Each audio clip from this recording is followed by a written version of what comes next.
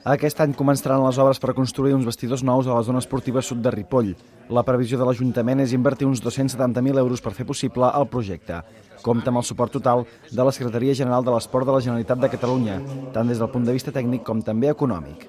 Llavors ens centrarem amb la gent, amb els tècnics de la Secretaria d'Esport perquè ens acabin de valorar i diguéssim, de validar aquest projecte i poder començar a tirar endavant totes les obres. Poder ajudar no només en la part tècnica de disseny i planificació del projecte, sinó també, com ha sigut habitual, poder fer una aportació també en forma de recursos econòmics a mesura que es vagin desenvolupant les diferents fases del projecte.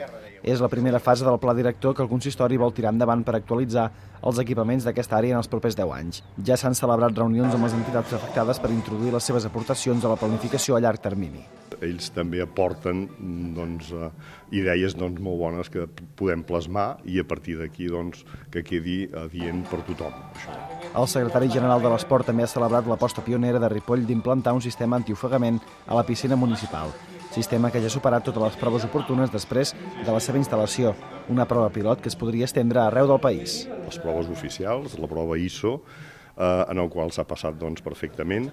Reconèixer l'aposta que fan per tenir unes instal·lacions esportives segures, en aquest cas amb una tecnologia pionera. La visita a Ripoll també ha permès a Gerard Figueres conèixer de primera mà el nou rocòdrom.